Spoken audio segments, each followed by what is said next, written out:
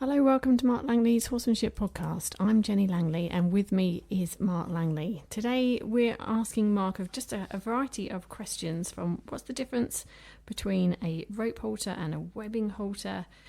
He's going to look into compression hoods, whether they are masking or supportive. We've got a gelding who is alone on a property and not lying down to sleep and whether that's an issue. And then we've got someone who has been self-loading but has plateaued and is not able to close the breeching bar. Mark's going to give some tips on that. So stay tuned. We've got some great questions coming up. Hello, welcome to Mark Langley's Horsemanship Podcast, a podcast helping people to understand their horses better, to provide solutions in a calm, connected way. Mark, the first question we'll look at today is on the horse that doesn't lie down to sleep. So it's a question that's come through from Paulette, who's over in New Zealand. And she's got a 6-year-old Icelandic gelding who she started 18 months ago. He's going really well, but he lives on his own on her property with some cows, ducks, sometimes pigs. He's pretty relaxed, but she's noticed he doesn't ever lie down to sleep. She'd like to know, should she be worried about this? Yes, I would be concerned about it, because a horse that feels comfortable enough to lie down and then have some of that deep sleep that they do when they lie down, that deep sleep's healthy and they need it. And they have done studies on, sleep deprivation in horses and how a lot of horses are sleep deprived. So, that deep sleep that they have is important. So the pigs and the cows and stuff obviously aren't enough to make him feel that they are going to sort of, be on guard like other. You know how when you see horses in the paddock, you've got some standing up, some laying down, and that alternates. And it's that safety that almost like there's the senator guard there guarding while the others rest. And maybe he needs a horse to help him do that. Maybe another horse could help him a lot. Or you could help him a lot too. There's I don't know what his mindset's like. You say he's a pretty easy horse and he's pretty quiet and he started well. I'd be looking at how soft he is, how he thinks when you're working him, how he processes, and also the connection and safety and trust he has in you, his self-awareness and his awareness of you. So some horses hyper-focus on us and they kind of in our pocket sort of thing with their thoughts all the time, that they don't actually process other things and they just follow us around or be guided by our pressure, but they're not problem solving themselves. So all that has to be addressed in the way you work with him. But if you went out and sat in a chair or even just stood up for a while or sat on a height like a stool, so you're sort of on guard, and he felt safe enough around you and he had a good connection, he could possibly lay down and just have a rest and then have a sleep, because you become the senator then for him, the guard, the on-duty guard.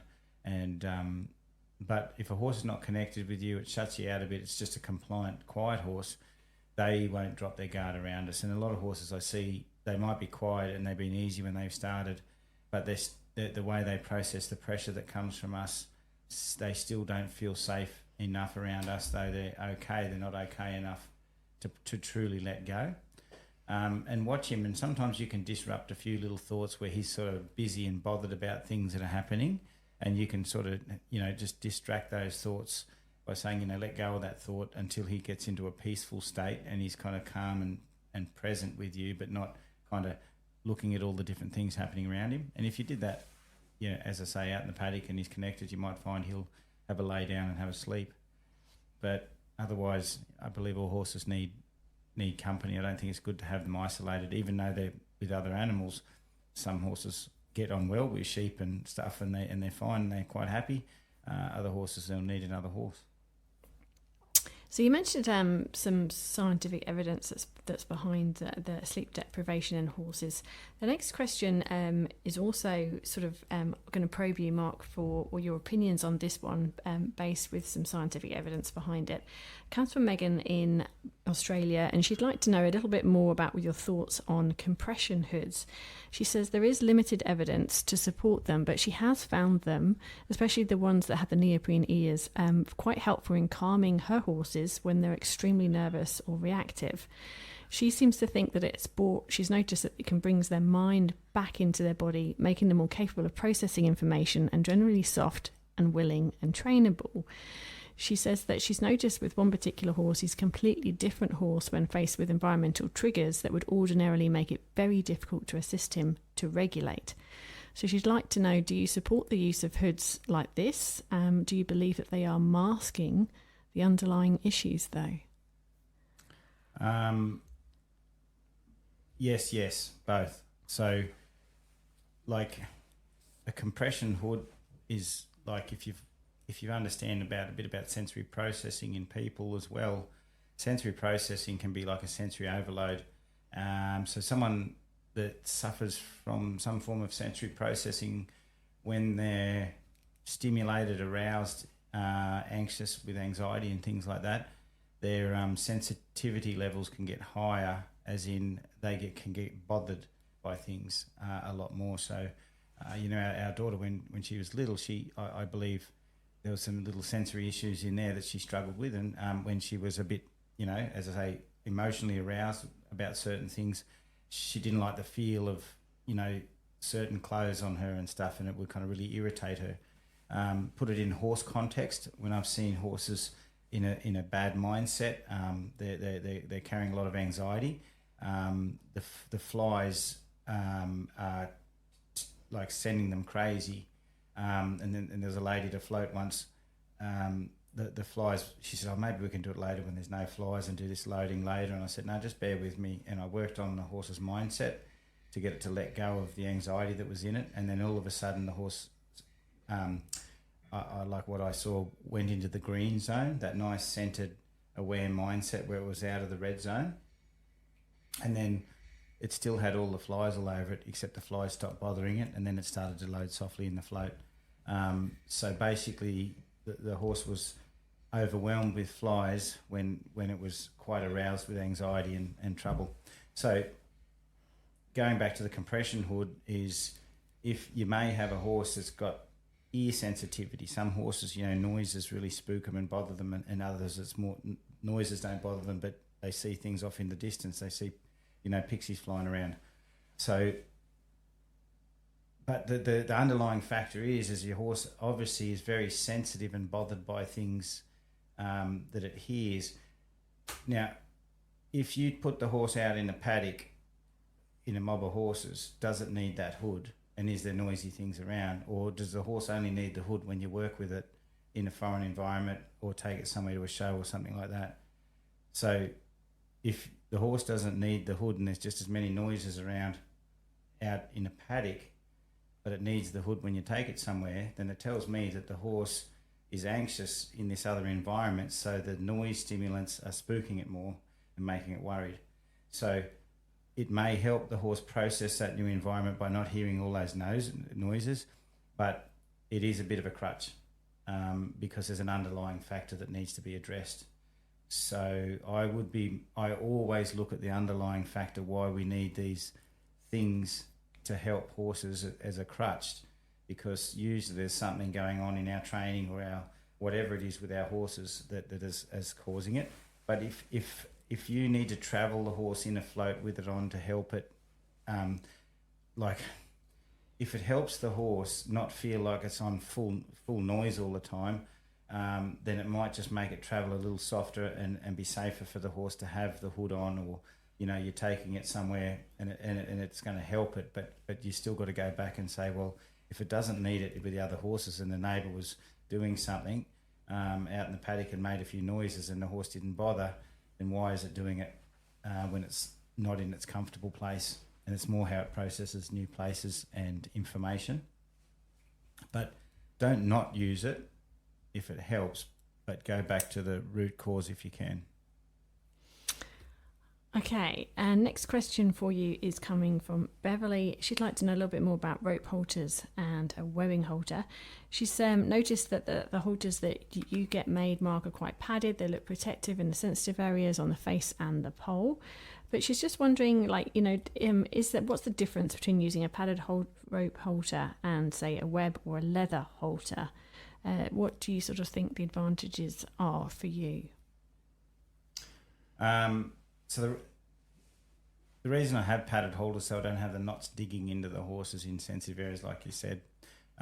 So the padding hopefully is as thick as the knot that protrudes, especially those side knots. I like a rope halter because, one, they last a long time. Like, you have a rope halter for years. They're very strong. They don't just snap and break. And nowadays it's hard to find good halters that have good attachments. The steel's not very good, and they're just so. And the other reason I like rope halters is I don't use clips. I don't like steel on steel, so I don't like a steel ring with a steel clip on it going clangety clangety clang, because I'm using feel a lot with horses to pick up a feel, and I want to have a clear line of communication between my hand through that rope to the horse's nose. So I just tie. It's very easy for me to tie off on a rope halter and have the knot underneath that shifts exactly how I want it to shift. Not all these different sort of links and weights that kind of give me a distorted, or give a distorted feel to the horse. So I guess that's one of the big reasons I just like to tie off on the rope halter. But I don't like rope halters that are aggressive. They're made out of hard rope, and they rub the horses very quickly and stuff like that. So you have to, so and that's where, like, a webbing halter, as good as it's thick, you don't have big sort of sharp knots that are pushing into sort of nerves and on their face. So they can be, kinder in that respect. But a lot of webbing halters are also heavier. They're not as durable in the weather and stuff like that. And they've got all these steel attachments and buckles and things all over them. So, a rope halter's light, and if it's got the padding in the right spot, it's fairly soft on them, and I find it effective, and it lasts forever. Like, if you don't cut it. So yeah, but you can still get a good job done in a webbing halter. As I say, the only thing I don't like is having all the clips on the horse. I just don't like it. I'd rather that clear line of communication. So I find I prefer the rope because of that. And the rope halter without the heavy knots in the nerve spots. Yeah. Which you can Google that. There's quite a lot of information on that online if you're interested in it. The final question for you, Mark, today comes from Kim. So Kim has been watching your videos, and she said that she's found your incredible leading and float series that she's been working with has really helped gain her gelding's confidence to load all the way in, from being led at the side to having her at the internal front with the gelding at the base of the ramp on a long line asking him to load. She's now commenced self-loading though, where she positions herself outside of the ramp, and so the horse can walk past her in. He's loading nicely, but the rear feet are on the ramp, and she's tried the rope around his rump, which she understands that pressure. She's used that in the brown yard and in the paddock, but he questions it if she uses it in the float. She's noticed that he's maintained softness on and off the ramp in all the training. So to her, in her mind, she seems to feel that she's plateaued, where she can't figure out how to self-load all the way in, so that then she can start the next level of closing the butt bar, so that he can start to get familiar with the noise and feel before she actually pins it in. She's just wondering if you've got any particular suggestions, because she's just in that stuck sort of stage. Have you got any advice for her, please? First bit of advice is, it sounds like it's a straight load float because you're leading him in and you've got a breeching gate. Take the chest bar out, lead the horse as far as it can go, and you can be up with the horse to do this. This is not necessarily self-loading. You can be up with your horse. Lead the horse further than the chest bar as far as it can go, till its head is as close as it can be to the front of the float. So its head's just about sniffed the front of the float. Because the further you can take your horse up to the front of the float, then it's been there. So every time you take your horse right up to something that could make it a bit claustrophobic, and then you back it away half a step or a step. Because it's been all the way in, there's less of the pushback coming from the tight end of the float, which is the front end where the horse is kind of going, I don't want to go up into that cave. It's like going into a cave if you're a bit nervous and you went into a cave. You go halfway in and you go, I'm not going to go into that spot at the end there, I'm just going to stay here. But if you actually get brave enough and you go all the way into the end of the cave and investigate and then back out and then go all the way into the end of the cave again, then the end of the cave doesn't become a problem. So with a horse, that chest bar is still leaving some of the cave ahead of it. But if you take that chest bar out and go all the way into the cave, all the way to the back of the cave, light yourself a campfire, have a cup of tea, and then come back out again and then back in again, then basically the horse is going, oh, being at the chest bar is only halfway in the cave, I'm not even worried about it now. So then you're not going to have the pushback of the front of the float. So then basically your horse is not going to be going, oh, well, to me, I'd rather just be a little bit further back. So, and once they've done that, then go back to your self-loading, and also use your breeching rope in the float to lead your horse all the way up to the front of the cave, and then lead them all the way out again, all the way up to the front of the cave. So using breeching pressure as well, because then the horse is going to be a lot better with that breeching gate closing. Now, if you're using breeching, and everyone that's listening to this, I don't teach horses to load with a breeching rope because I couldn't be bothered to teach them how to lead properly. But a breeching rope is an essential thing to teach a horse how to yield softly to pressure around its rump, so they are safe when you close the breeching gates and they're not troubled by it. And you can lead a horse into a float through breeching pressure as long as you've taught them to lead into a float through head pressure and there's no pullback in them, because it just is another way of teaching them to lead and process the pressure that's all around them when they're travelling. But if you use breeching pressure as a crutch because you can't be bothered to teach your horse how to lead and it's still got a pullback in it, well, I don't endorse that, because that means you're putting a horse in a float that can pull back. So, but lead all the way in, out with the breeching pressure, so the horse is led from breeching pressure all the way in, and then do it from the ramp. Just send them in, and that last little bit of breeching pressure, get them the hind feet in the right position, and then just close the breeching gate. And I think you'll sort of have it sorted. Sounds like you're pretty close. You just got a little bit more to do. Oh, that's great. I hope that helps. I'm just going to finish off with a comment that we've had through from one of our members. She says, learning lots from your videos, getting answers I haven't been able to find anywhere else.